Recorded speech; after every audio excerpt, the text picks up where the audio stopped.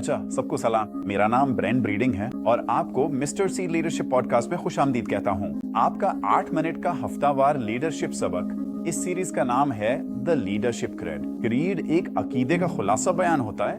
मैंने लीडरशिप के 25 साल तजुर्बे और तालीम को इकट्ठा करके एक लीडरशिप क्रेडिट में समो दिया है। 10 बयानात जो बयान करते हैं कि हम क्या यकीन रखते हैं कि बाइबल लीडरशिप के बारे में क्या सिखाती है। अगले 10 हफ्तों की है। हम एक मेज के गिर्द लीडर्स के एक ग्रुप के साथ इकट्ठे होंगे और तरबियत हासिल करेंगे। मैं 8 मिनट पढ़ाऊंगा और फिर हम सवालात पर गुफ्तगू करेंगे। मुझे उम्मीद है कि आप हमारे साथ शामिल होंगे। कुछ मुमकिना लीडर्स को इकट्ठा करें, सबक को एक साथ देखें और फिर सवालात पर बात करें। लीडरशिप क्रेडिट नोट्स में सवालात के साथ मौजूद है। आप उन्हें कमेंट्स में दिए गए लिंक से डाउनलोड कर सकते हैं। तो बराए करम सब्सक्राइब करें ताकि आपको हर हफ्ते की ताज़ा तरीन किस्त मिल सके। और हमें खुशी होगी अगर आप इसे अपने दोस्तों और टीम के साथ शेयर करें। तो आइए आज के सबक की तरफ चलते हैं। ठीक है, लीडरशिप क्रेड के दूसरे हिस्से में खुशामदीद।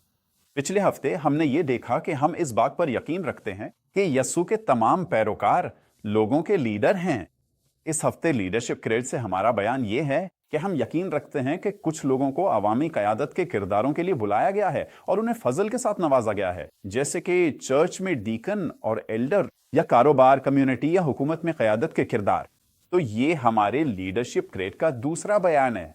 जी हाँ, हम सबको किसी न किसी तरह क़यादत के लिए बुलाया गया है, लेकिन कुछ लोग ऐसे हैं जिन्हें खुदा ने खास फजल दिया है कि वो हकीकत में अवामी किरदारों में क़यादत करें, चाहे वो चर्च में हो या कारोबार या कम्युनिटी में। और हम चर्च की जिंदगी में उनमें से कुछ किरदारों को देखेंगे, लेकिन जाहिर है कि कारोबार और हुकूमत में भी ऐसे किरदार मौजूद हैं। चाहे आप चीफ एग्जीक्यूटिव ऑफिसर हो, मैनेजर हो, मेयर हो या कुछ भी हो, क़यादत उन तोहफों में से एक है जो खुदा देता है। रूमियों के 12वें बाब की 6ठी और 8वीं आयत में लिखा है कि हमारे पास मुख्तलिफ तोहफे हैं जो हमें दी गई नेमत के मुताबिक हैं। और फिर लिखा है अगर क़यादत करना है तो उसे मेहनत और लगन से करो। तो हकीकत में एक खास फजल है और ये फजल आपके अंदर उस वक्त रखा जाता है जब आप पैदा होते हैं। यहाँ तक कि वो लोग भी जो यस्सु के पैरोकार नहीं हैं, ये खुदा ही है जो लोगों के अंदर फजल रखता है। इसीलिए कुछ लोग पैदाइशी तौर पर एक कुदरती बर्तरी के साथ नजर आते हैं। वो कुदरती तौर पर ज्यादा आसानी से क़यादत करते दिखाई देते हैं। हम सब अपनी क़यादत को बेहतर बना सकते हैं और उसमें तरक्की कर सकते हैं, लेकिन कुछ लोग ज्यादा बावकार क़यादत के साथ पैदा होते हैं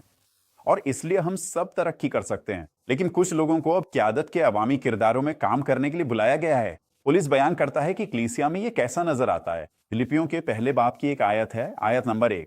वो फिलिपी की कलीसिया को खत का तारुफ करवा रहा है और इसमें लिखा है पौलुस और तिमोथियस मसीह यस्सु के खादिम, तमाम खुदा के मुकद्दस लोगों के नाम जो फिलिप्पी में मसीह यस्सु में हैं, निगरानों और खादमों के साथ। और ये एक सादा सी छोटी सी आयत है, लेकिन पौलुस एक रसूल के तौर पर वो कलीसिया को कायम कर रहा है। वो कलीसिया कायम कर, और वो 3 अवामी या क़यादती किस्म के किरदार कलीसिया की जिंदगी में बयान करता है। पहला किरदार रसूली टीम है। वो अपना तारुफ करवाता है, पौलुस और तिमोथियस को खादमों के तौर पर पेश करता है, लेकिन उनके पास एक बहुत खास क़यादती किरदार है। अफसियों के 4थे बाब की 11वीं आयत में लिखा है कि मसीह ने खुद रसूल, नबी, मुबश्शिर, पासबां और उस्ताद दिए। अब इस किस्म की क़यादत ऐसी क़यादत है जो किसी ऐसे शख्स से आती है जो किसी काम में वाकई माहिर हो। वो इस तरह से बासलाहियत हैं कि कलीसिया को मजबूत बना सके, जो कलीसिया के अंदर काम कर सके। लेकिन यहाँ पौलुस और तिमोथियस के साथ क्या हो रहा है, वो एक कलीसिया से दूसरी कलीसिया जा रहे हैं और नई कलीसिया कायम कर रहे हैं, और उनकी सलाहियत की सतह उन्हें एक इख्तियार देती है। तो वो अवामी क़यादत इसलिए रखते हैं कि खुदा ने उनके अंदर जो तोहफा रखा है ताकि वो कलीसियाएं कायम कर सकें।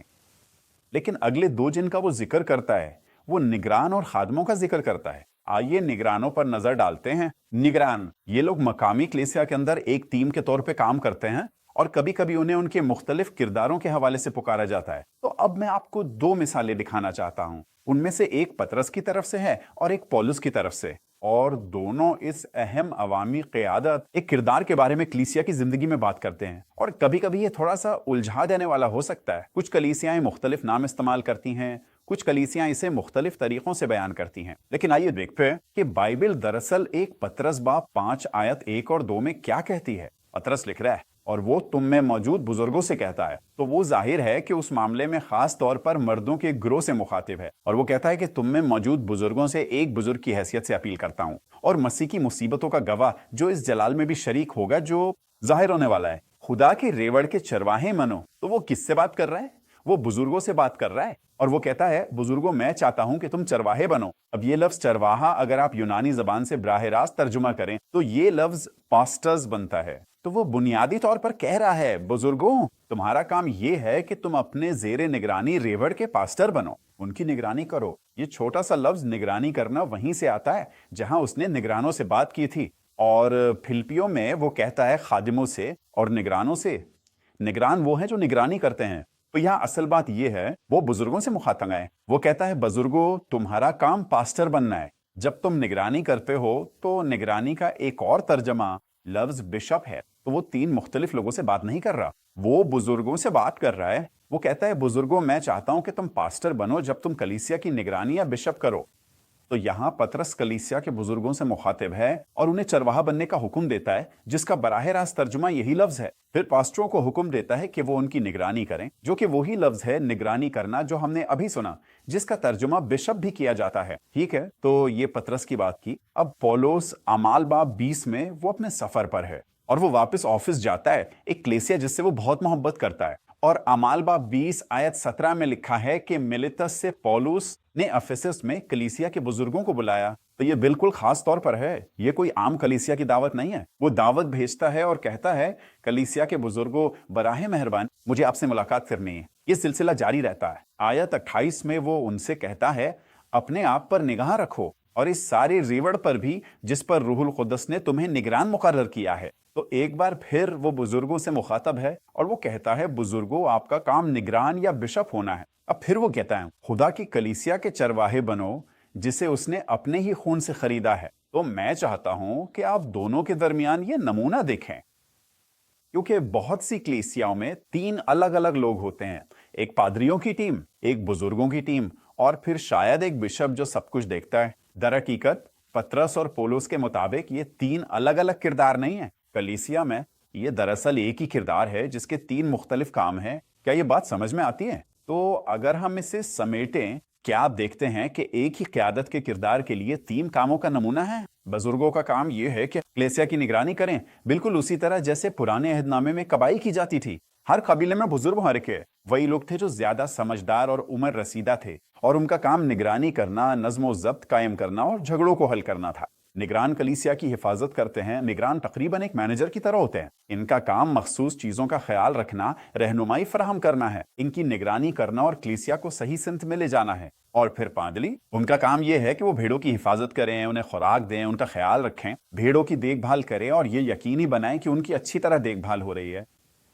तो पौलुस एक रसूल के तौर पर कलीसिया में मर्दों और उनकी बीवियों को पहचानने और तरबियत देने में मदद करता है, जिन्हें कलीसिया में इस क़यादत के किरदार के लिए खुदा की तरफ से फजल मिला है। तो हमने पौलुस और तिमोथेस को देखा, क़यादत एक रसूली टीम का किरदार जो कलीसिया की तामीर में मदद के लिए आती है। फिर हम कलीसिया के अंदर देखते हैं हमारे पास बुजुर्ग हैं और फिर तीसरे नंबर पर खादिम हैं। ये मर्दों और औरतों की एक टीम है जिन्हें मकामी कलीसिया में बुजुर्गों की तरफ से इख्तियार और जिम्मेदारी दी जाती है ताकि वो मखसूस खिदमात की क़ियादत कर सकें या कलीसिया में मंसूबों की। अमाल 6 बाब की आयत 3 में लिखा है, भाई और बहनों अपने में से 7 आदमी चुनो जो रूह और हिकमत से भरपूर होने के लिए जाने जाते हों। हम ये जिम्मेदारी उनके सुपुर्द कर देंगे और मुझे ये बात बहुत पसंद है। तो बुजुर्ग जो पादरी और बिशप भी होते हैं वो पूरी कलीसिया की निगरानी करते हैं, लेकिन फिर वो कलीसिया में मर्दों और औरतों को चुन सकते हैं, खादिमों को, ताकि वो मखसूस किरदार और जिम्मेदारियां संभाल सके। तो असल बात क्या है, यसु के तमाम शागिर्दों को लोगों की रहनुमाई के लिए बुलाया गया है,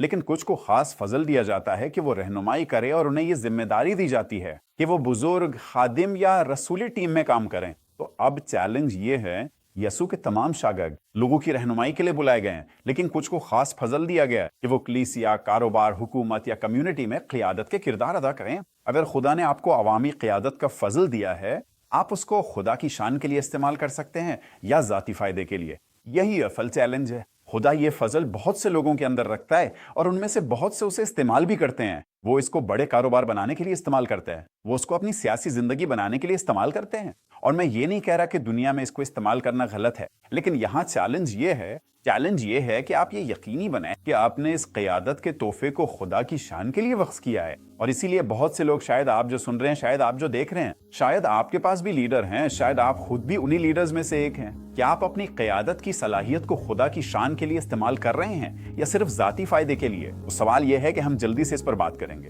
نمبر 1، قیادت کا فضل. کیا یہ ان تحفوں میں سے ایک ہے جو خدا نے آپ کو دیا ہے اور آپ اس نتیجے پر کیسے پہنچے؟